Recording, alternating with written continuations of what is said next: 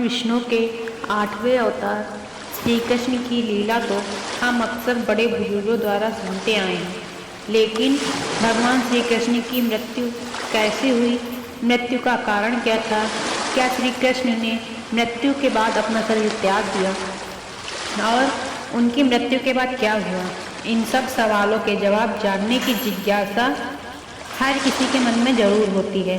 आइए आज हम आपको बताते हैं कि आखिर भगवान श्री कृष्ण की मृत्यु कैसे हुई।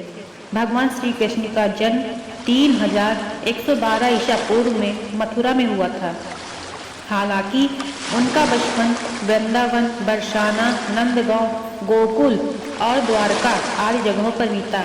बताया जाता है कि महाभारत के युद्ध के बाद श्री कृष्ण ने द्वारका पर 36 वर्षों तक राज किया, जिसके बाद उन्होंने अपना देह त्याग दिया था।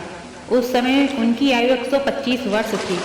दरअसल उनकी मृत्यु के पीछे की 2 श्राप हैं। आइए उनके बारे में जानते हैं। बताया जाता है कि महाभारत के युद्ध के बाद जब दुर्योधन और उसके सभी भाइयों का अंत हो गया तो उनकी माता गांधारी को अत्यधिक क्रोध आया।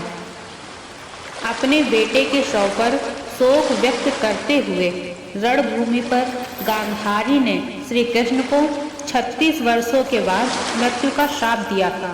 यह सुनकर पांडव चकित रह गए, लेकिन श्री कृष्ण ने मुस्कुराते हुए इस श्राप को स्वीकार कर लिया। इसके बाद ठीक 36 वर्षों के बाद उनकी मृत्यु हो गई। उनकी मृत्यु एक शिकारी के हाथों हुई। भागवत पुराण में बताया गया है कि एक बार श्री कृष्ण के पुत्र श्याम ने शरारत करने की सोची। श्याम अपने मित्रों के साथ एक स्त्री का वेश धारण कर ऋषि मुनियों से मिलने गए। ऋषि के वेश में सांब ने ऋषियों से कहा कि वह गर्भवती है। यदुवंश कुमारों की इस शरारत से ऋषियों ने क्रोधित होकर उन्हें श्राप दे दिया कि तुम एक ऐसे लोहे के तीर को जन्म दोगे जो तुम्हारे कुल का सर्वनाश कर देगा। इस श्राप को सुनकर सांब डर गए और उन्होंने तुरंत सारी घटना उग्रसेन को बताई। श्राप से छुटकारा पाने के लिए उग्रसेन ने सांब से कहा कि तीर का चूर्ण बनाकर प्रभास नदी में प्रवाहित कर दो, जिसके बाद सांब ने वही किया।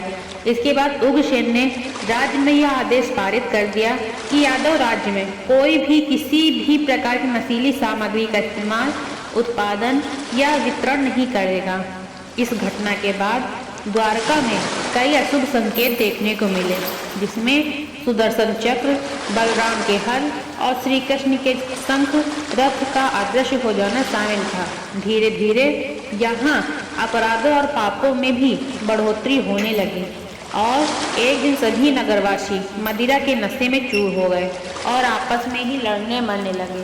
इस तरह सभी आपस में लड़कर मर गए। भागवत पुराण में बताया गया है कि एक दिन श्री कृष्ण पीपल के पेड़ के नीचे विश्राम कर रहे थे। तब जरा नाम के एक बहेलिये ने भगवान कृष्ण को हिरण समझकर उन पर तीर से प्रहार कर दिया, जिसके बाद श्री कृष्ण की मृत्यु हो गई। दरअसल इस तीर में उसी लोहे के तीर का अंश था जिसे सांब ने उग्रसेन के कहने पर चूर्ण बनाकर नदी में प्रवाहित कर दिया था। इस प्रकार ऋषि के श्राप के अनुसार ही समस्त यदुवंशियों का नाश हो गया। गांधारी के श्राप के अनुसार श्री कृष्ण की मृत्यु हो गई।